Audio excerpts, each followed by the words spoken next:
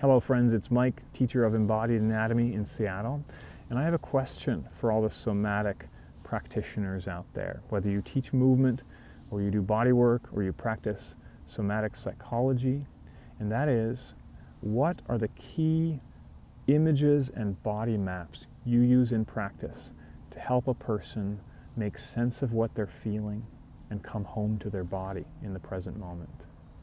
I'm sitting in a grove of trees right now and reminded I often use the image of a tree in this way. But if I'm doing a good job in practice, I'm evolving that imagery to the needs of the moment. I'm seeking out the best evidence for when to deploy these images, and I'm seeking a common language with other somatic practitioners. And that's what I'm excited about in a new virtual class called Mapmaking for Somatic Practitioners. It's coming up on the 13th of June. It'll be partly on your own time, partly together. So it'll be a great class. But to look further at how body maps affect the nervous system in the present moment, we need to look into developmental embryology and somatic neuroscience a little deeper. So as a precursor to that exciting class, let's go to the whiteboard and look at how map making can empower the daily work of a somatic practitioner.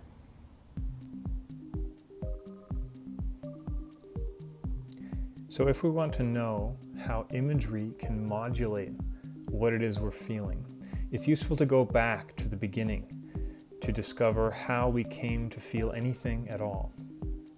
As the nervous system was forming in the early embryo, it was growing outward from midline and merging with 4 species of fibrous connective tissue, these different fascial subtypes: visceral and meningeal and axial and panicular.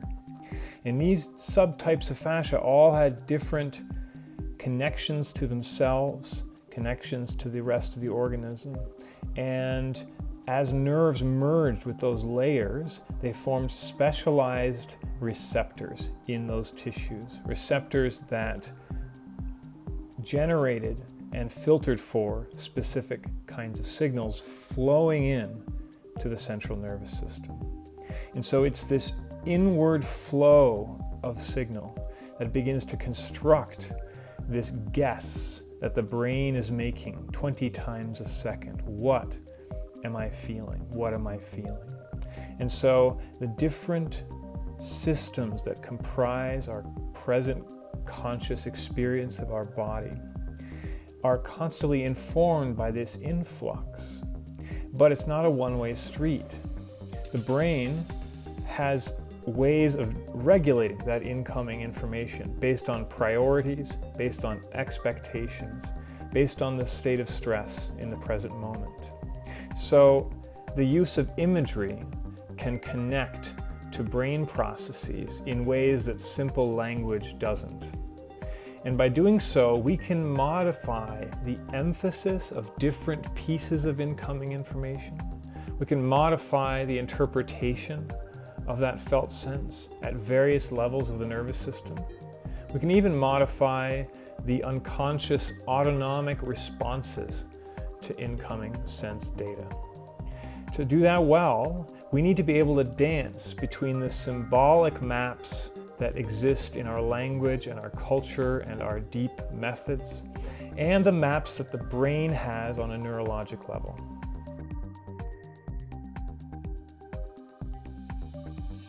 So I'm excited to deploy all of this into everyday practice in this upcoming virtual class, Mapmaking for Somatic Practitioners. Check it out if you're interested. Also check out the weekly Embodied Happy Hour live stream conversation. It happens every Thursday on YouTube and Facebook. Also feel free to connect on social media for more useful, perhaps fun information on embodied anatomy. Thanks for watching.